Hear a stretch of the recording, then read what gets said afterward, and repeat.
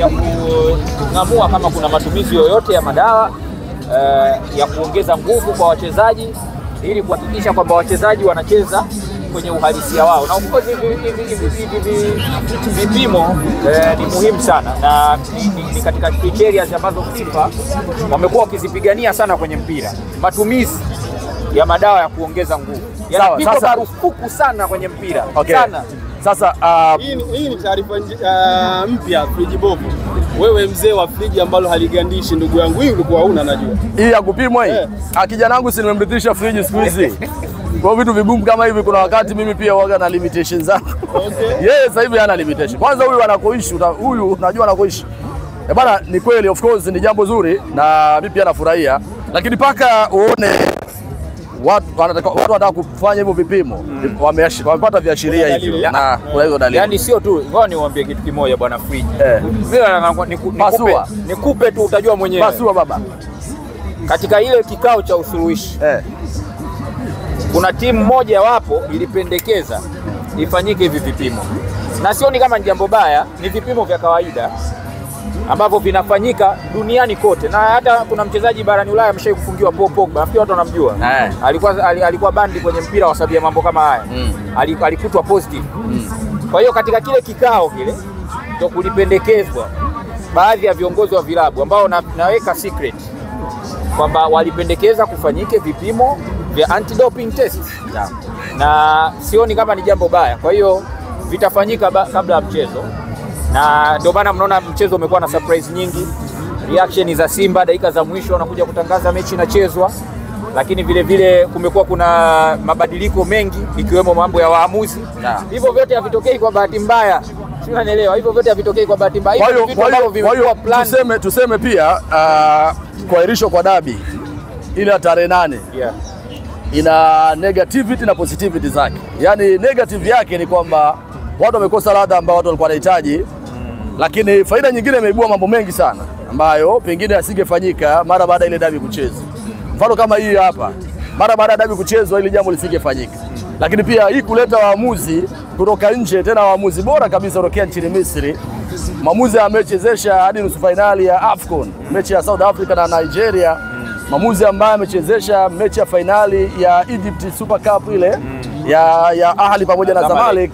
Maamuzi ambaye amechezesha mechi za World Cup za vijana leo ameletwa hapo kwa gharama kubwa. Jana nilikuwa naongea na Nasoro Hamduni, huyu ni mwenyekiti wa kamati ya waamuzi. Niliongea naye karibu dakika 20 kwenye kipindi. Nikamwambia kwa nini umefikiria hivyo, akasema ni jambo ambalo walikuwa wanalihitaji muda mrefu, lakini pia wanataka kuona dabi ya namna yake kwa sababu hii dabi sasa inafuatiliwa, tension imekuwa kubwa, promo imekuwa ya tofauti.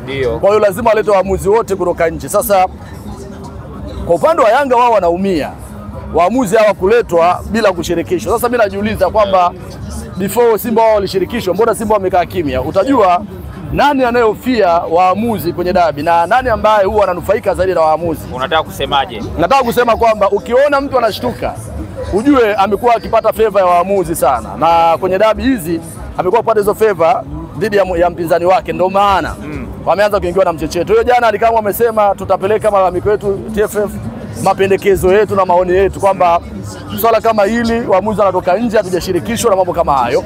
Wao ushirikisho liweje? Kamati ya waamuzi. Unajua mimi ninachokielewa kwa upande wa Yanga ni kwamba unajua mechi ya mwisho ya dabi maamuzi yalilalamikiwa zaidi yaliwafeva Yanga. Hiyo inaeleweka na wazi.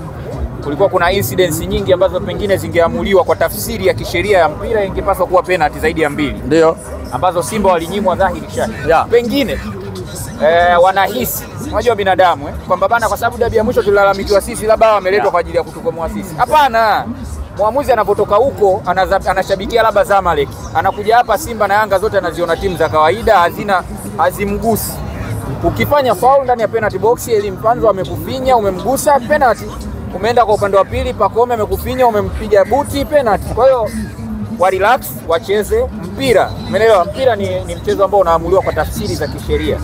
Kwa hiyo ndio vitu vinaibuka hivyo. Na of course vitu vyote hivi havitokei kwa bahati mbaya, Friji bovu. Kuna faida. Usiambue mambo ya Saaduni sio na nani. Umeelewa?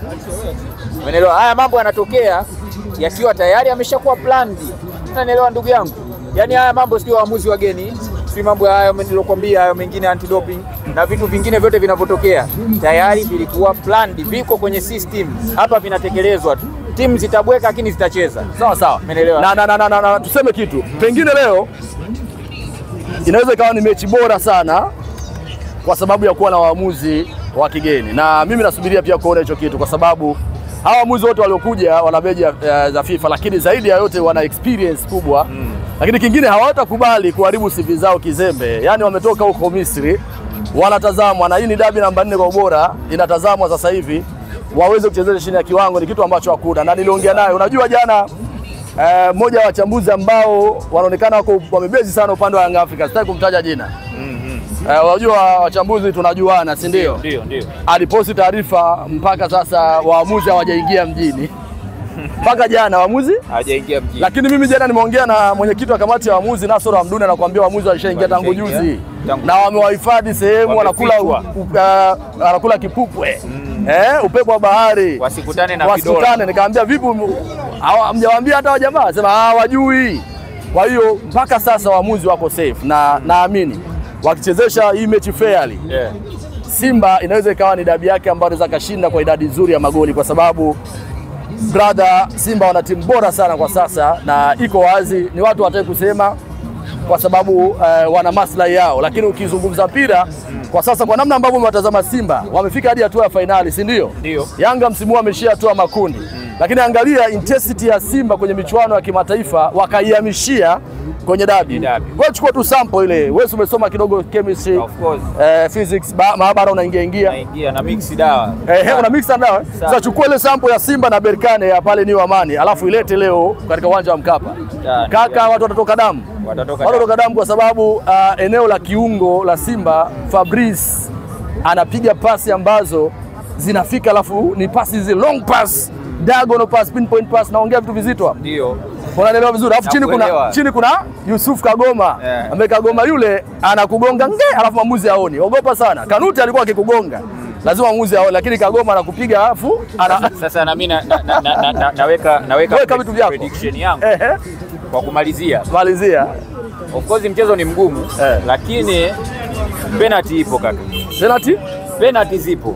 Leo kuna penalty? Yaani hakuna penalty moja ipo. Hakuna penalty? Kwa upande gani? Kuna timu, of course sitaki kusema kwa upande gani, inaweza ikatokea pande yoyote, lakini kuna timu imezoeleka kuwa aggressive sana kwenye michezo. Nikisema aggressive nafikiri wataalamu wanaelewa, yani matumizi ya nguvu. Matumizi ya nguvu yamekuwa makubwa sana kuna baadhi ya timu. Na muda mwingine ni kwa sababu wanalelewa, unakuta waamuzi wa ndani hawaoni na vitu kama hivyo. Sasa kwa sababu leo kuna muamuzi wa kigeni, kama watacheza kama ambavyo wamekuwa wakicheza dhidi ya waamuzi wa ndani, penalty ipo. Sasa wewe unaficha. Wewe fuji lako kidogo, fuji lako zima. Malizia kaka, malizia. Mimi penalty nyingi mimi naziona kwa Simba of course. Leo Simba anapata penalty si chini ya penalty 2 au 3. Kwa sababu gani? Huyu kidogo ameficha kodi, lakini kodi mimi ambayo naiweka ni kwamba utofauti wa Simba na Yanga, Simba wana wachezaji wengi sana ambao wana determination, wana uwezo wa kuingia kwenye eneo la penalty area, yani kwenye box pale Simba kuingia, wana wachezaji wengi wenye uwezo. Mfano mdogo, Kibu anapenda sana box. Kibudia anapenda sana box, lakini mwingine anapenda box sasa hivi ni Joshua Mutale ambaye najua atatokea bench. Mukwala anapenda sana kuingia kwenye box. Mwingine anapenda kwenye box ni Elie Mpanzo Kibisawala, naye pia anapenda box. Mwingine anapenda box ni Jean Chazawa, naye pia anapenda sana box. Yaani Kibu Dennis na Elie Mpanzo na Jean Chazawa pamoja na Mukwala, wao wanapolipenda box ni kama vile wamemisi mpenzi wao. Yaani imagine umemisi mpenzi wako, umemtumia nauli akawa anakuchelewesha, siku kamtumia nauli akaja, si umemisi. Sasa Simba leo kina Kibu amemisi penalty, wamemisi kuingia kwenye box. Je, waamuzi ambao wana uwezo wa kutoa matukio kama hayo wapo? Ukiangalia huyu mwamuzi ametoa penalty nyingi sana katika mechi alizochezesha, zaidi ya penalty 30 na kitu katoa. Huyu sio mchezo. Yaani penalty, foul, kadi ya njano, nyekundu. So to me, kama Simba hii mechi wataingia wakiitaka hii mechi, kipindi cha kwanza wanaimaliza kwa sababu wakiingia na intensity ile, fighting spirit kweli kuitaka sana box. Alafu Baka pia ana makosa mengi sana kwa sasa. Baka huwa ana makosa mengi. Jobu kidogo yuko vizuri, lakini Baka ana makosa mengi sana. Kwa hiyo lazima tushuhudie leo matukio ya penalti na naamini hilo, lakini Yanga wachezaji wao wanaopenda box ni Maxim pia Nzengeli, lakini pia Pacome Zouzoua.